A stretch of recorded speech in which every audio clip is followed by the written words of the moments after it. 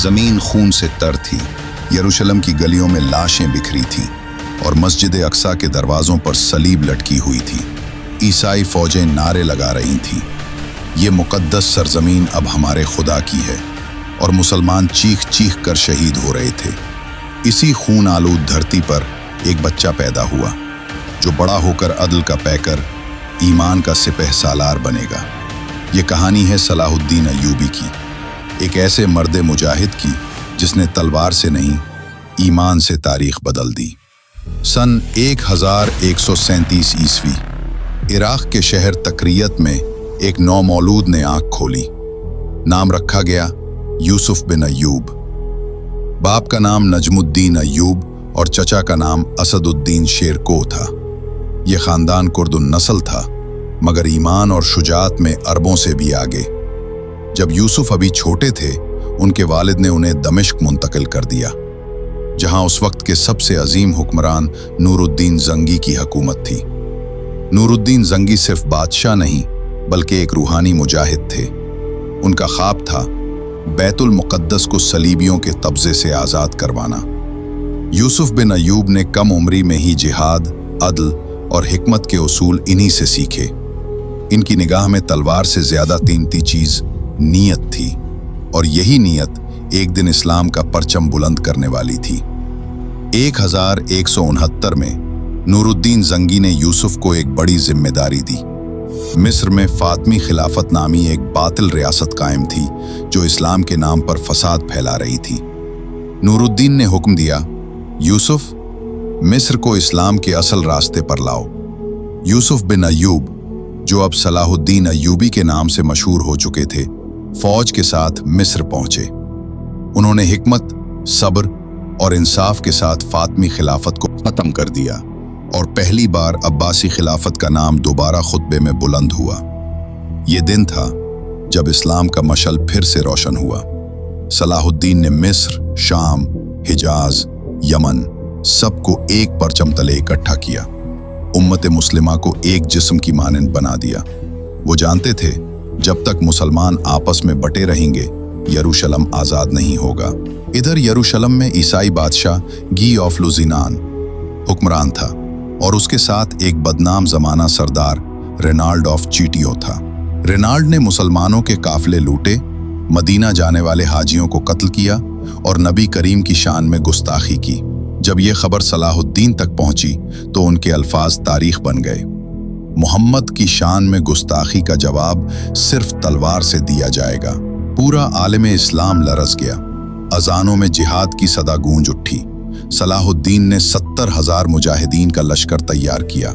परचमों पर सिर्फ एक नारा लिखा था, ला इलाहा इल्लल्लाह मुहम्मद रसूलुल्लाह। 4 जुलाई 1187, मैदान हितीन तबरिया के करीब। ये दिन वो था जब ईमान और कुफ्र आमने सामने खड़े थे।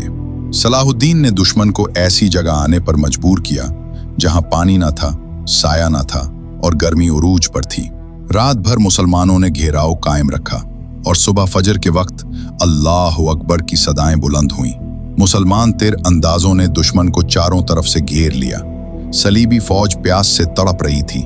सलाहुद्दीन के दस्ते आगे बढ़े और चंद ही घंटों में सलीबी लश्कर शिकस्त खा गया। रेनाल्ड ऑफ चीटियों को गिरफ्तार करके लाया गया। सलाहुद्दीन ने पूछा, क्या तुम वही हो जिसने नबी सल्लल्लाहु अलैहि की शान में गुस्ताखी की?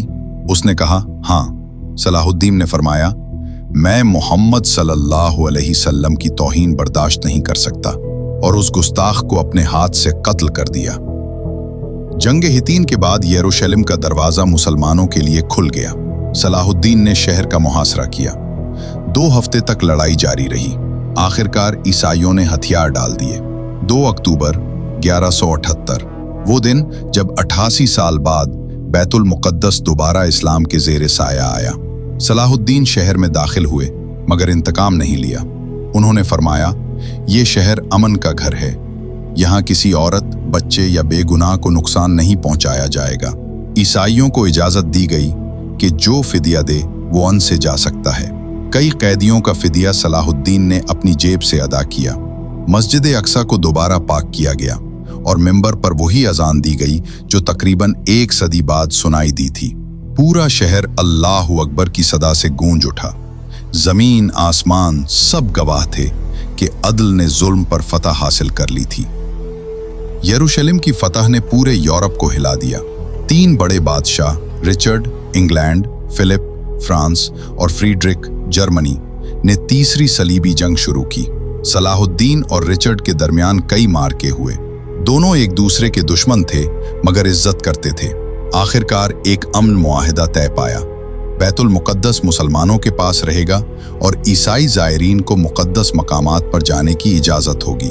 रिचर्ड ने कहा, अगर दुनिया में कोई बादशाह है जो अदल से हुकूमत करता है तो वो सलाहुद्दीन है। सन 1193 दिमिश्क। सलाहुद्दीन अय्यूबी का वक्त विसाल आ गया। जब उनके खजांची ने सामान गिना तो सिर्फ चंद दिरहम निकले। सुल्तान ने अपनी सारी दौलत राह खुदा में दे दी थी। उनकी कब्र पर लिखा गया, ये वो सुल्तान है जिसने दुनिया को अदल सिखाया और खुद दुनिया से खाली हाथ किया। ये कहानी एक सिपह सालार की नहीं, एक ईमान वाले दिल की है। सलाहुद्दीन अय्यूबी ने हमें सिखाया कि ईमान, इंसाफ और इत्तेहाद तलवार से ज्यादा ताकतवर हथियार हैं। आज जब उम्मत बिखरी हुई है तो हमें फिर इसी सलाहुद्दीन की रूह को जगाने की जरूरत है, क्योंकि फतह हमेशा ईमान वालों की होती है और तारीख गवाह है, अल्लाह उन लोगों को इज्जत देता है जो उसके दीन को बुलंद करते हैं। मजीद ऐसी हिस्ट्री सुनने के लिए चैनल को सब्सक्राइब करें और एक अच्छा सा कमेंट करें। शुक्रिया।